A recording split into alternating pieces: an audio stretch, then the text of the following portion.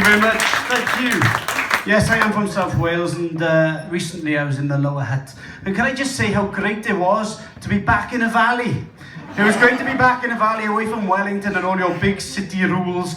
Like, oh, you can't go to the supermarket in your pyjamas. Oh, you shouldn't be drunk at 10 o'clock on a Tuesday. What are you doing in bed with your sister? It was great to be back in a valley.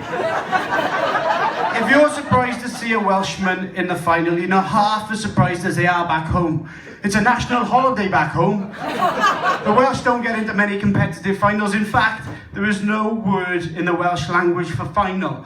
There are 37 Welsh words for nice try, good effort, unlucky.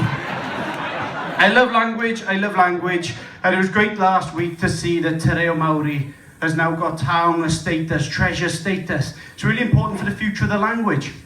And as a newly qualified New Zealand permanent resident president of New Zealand, as president of New Zealand, I've been trying to learn Te Reo Māori, but it is hard in your 30s to learn a new language. And they teach you Te Reo with the little coloured sticks, the rākau. And they teach you colours, they teach you commands, and they teach you how to count. And about the only thing I can remember from my Te Reo Māori classes is Whaka hokia na rākau māwhero. Now, I don't know when in my life I'm going to be confronted by a Maori who can't speak English and has taken my pink sticks. But I'm pleased I'm going to be able to say, put the pink sticks back. The great thing about Te Reo Māori is they teach you the kawa and the tikanga, the customs and the procedures on the marae. And I love the fact you don't just rock up to somebody's marae, you take your kai karanga, your caller, don't you? And you'll call, and they'll call, and you'll call, and they'll call, and you'll call some more, and they... I mean, it's not as efficient as a doorbell, is it? and it wouldn't have worked for me growing up, this custom, particularly in my teenage years, because when I used to go out on the piss in Cardiff, getting home used to be a bit of a challenge. Imagine this at 2 o'clock on a Sunday morning. I'm home, I'm home, I'm home, and I've forgotten my keys. Who's there? Who's there? If you don't leave now, I'm calling the police. It's Adam, I'm home, and I've forgotten my keys. Adam, you drunk fuck, you don't live here, try the marae next door.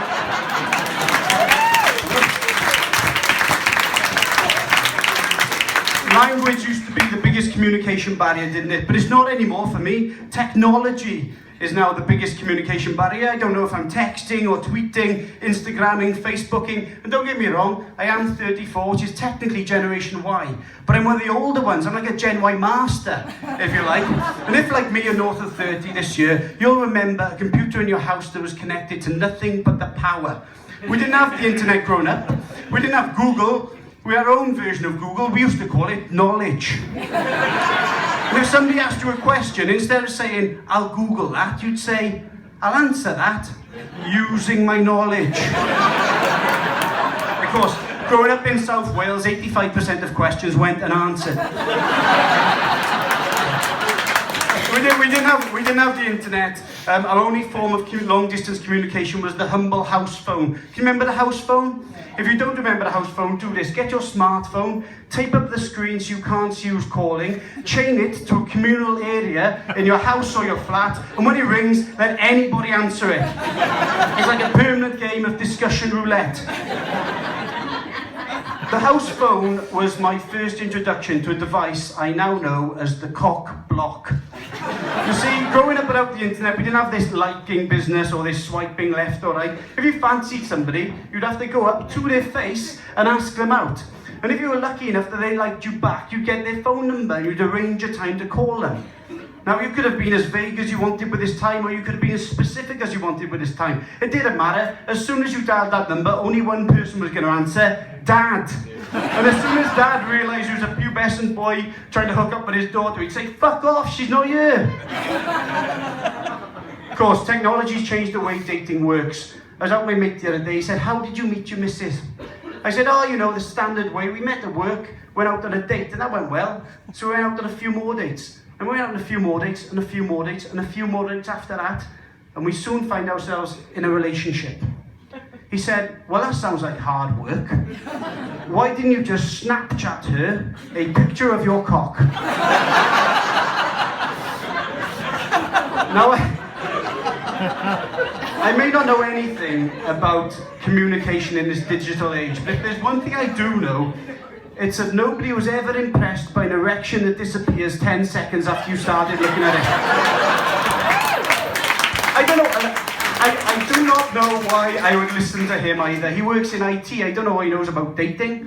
In fact, he's recently just split up with his missus. I said, oh, what happened, mate? He said, oh, well, we're going through a rough patch. So recently when we were intimate, I called her a slag and then I gave her some oral pleasure. I said, what'd you do that for?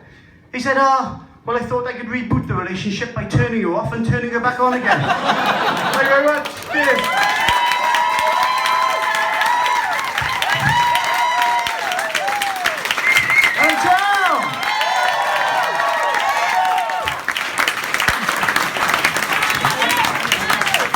Fucking hell.